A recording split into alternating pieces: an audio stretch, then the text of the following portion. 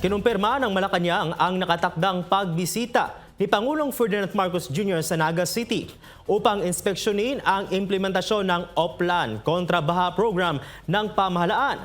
Makakasama ng Pangulo sa ocular inspection si Naga City Mayor Leni Robredo. Kung ano pa ang detalye hinggil sa naturang pagbisita, iyan ang ating alamin sa report ni Creslin Cataro.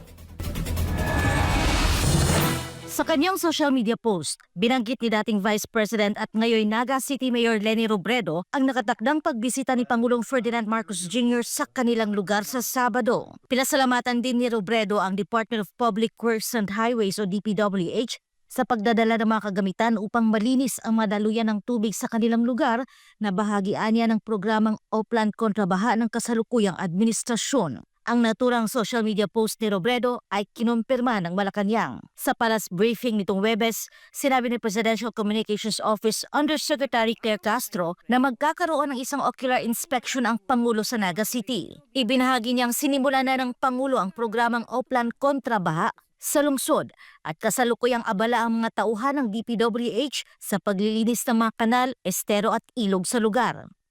Yan po ang bibisitahin ng ating Pangulo at totoo po, nabibisita po siya at makakasama niya po ang Mayor Leni Robredo ng Naga City sa February 21, Sabado. Inilahad ng palasyo na pinalawak ng DPWH ang implementasyon ng Oplan Kontrabaha sa Bicol Region. Alinsunod daw sa direktiba ni Marcos Jr. na tutukan ang problema ng pagbaha sa iba't ibang panig ng bansa. Kabilang sa mga isinagawang hakbang ang paglilinis ng mga estero, kanal at ilog upang matanggal ang mga bara at matiyak ang maayos na daloy ng tubig. Isa sa mga prioridad sa Bicol ang paglilinis ng Sagop Creek sa Naga City na itinuturing na isa sa mga critical waterways sa lungsod at posibleng pagmula ng malawakang pagbaha kapag hindi naagapan. Bukod sa Bicol Region, patuloy ding ipinatutupad ang Oplan Kontrabaha sa iba pang lugar gaya ng Greater Metro Manila, Cebu City, Bacolod at iba pang lugar. Samantala, nang tanungin ng palasyo kung may iba pang pag-uusapan sina Marcos Jr. at Robredo bukod sa proyekto, sinabi ni Castro na abangan na lamang ang mga susunod na detalye. Kaugnay nito itinanggi ng Malacanang na may pag-uusap ukol sa posibleng alyansa o plano para sa 2028 elections, kasunod ng mga espekulasyon na maaaring maging malakas daw ng kandidato si Robredo laban kay Vice President Sara Duterte. Wala po kasi talaga na pag-uusapan tungkol sa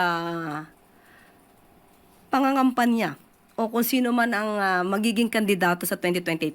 Hindi pa po kasi panahon ngayon, napakaaga po pa kasi para tayo mag-announce na ikay tatakbo o hindi. Napakaaga para mamulitika. Ang dami po. Gate pa ni Castro, nakatuon sa ngayon ang administrasyon sa pagtugon sa mahalagang isyu gaya ng pagbaha at iba pang suliranin ng bansa. Ang dami pong dapat na ayusin sa bansa natin. Maraming dapat na ayusin na interes ng ating mga kababayan. So, masyadong maaga ang pag-usapan kung sinong tatakbo sa 2028. Para sa Diyos at sa Pilipinas kong mahal, ito si Creslin Catarong, SMNI News.